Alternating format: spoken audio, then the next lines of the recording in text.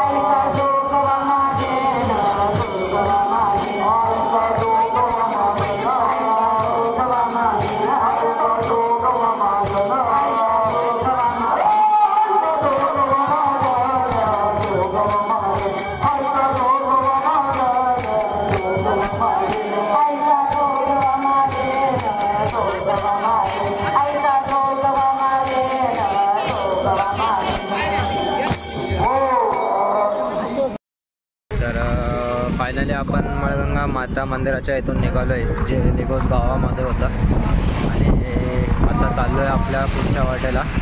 आता मध्ये प्रवचनसुद्धा होणार आहे एका गावात जिथं आपलं जेवण वगैरे पण होईल. तर आता डायरेक्ट त्या गावामध्ये गेल्यावरच तुम्हाला पुढचं काय असेल ते.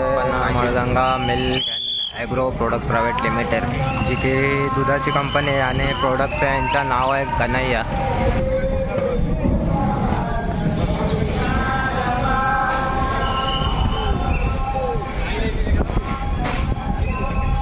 तर आज आपली दुधाची नाही तर यंदा आईस्क्रीमची सोय केलेली आहे आणि हा प्रोडक्ट आहे बघा, कन्हैया व्हॅनिला फ्लेवर.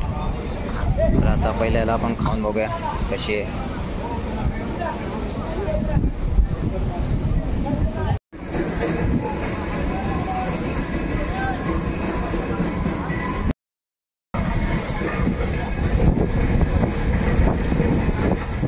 चांगली आईस्क्रीम आपल्या नॉर्मल व्हॅनिला फ्लेवर आहे तर व्हॅनिलाचीच टेस्ट आहे.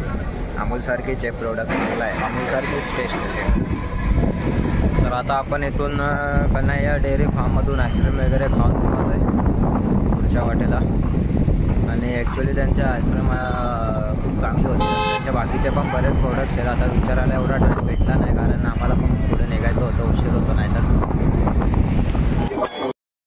तर आता आपण इथं पठारवाडी गावात थांबलो. इथे पाणी तुम्ही बघू शकता आणि इथं आता एकदा प्रवचन होईल थोड्या वेळ 15-20 मिनटाचं आणि मग प्रवचन झाल्यावर आपण थोड्या वेळाने निघूया. तोपर्यंत तुम्ही कीर्तनाचा भजनाचा आनंद घ्या.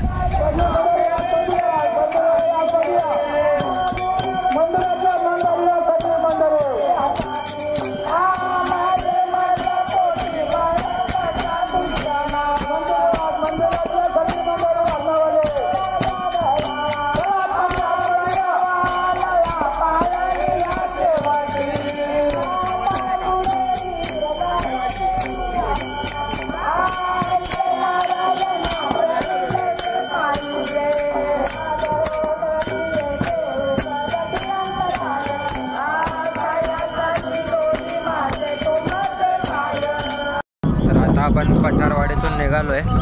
आत्ताच प्रवचन संपलं आणि प्रवचन चालू असताना एक गोष्ट माहिती पडली.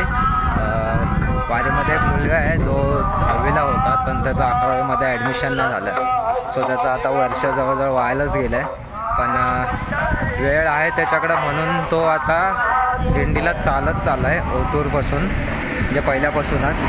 आणि मेन म्हणजे तो बिनचपलीचा चालतो आहे. त्याने चप्पल नाही घातल्या. आता मध्येच ऊन पण पडायला लागले कडक आणि तो एकदा बिना चपलीचा चालला एवढं चालत. म्हणजे खूप चांगली गोष्ट आहे ही.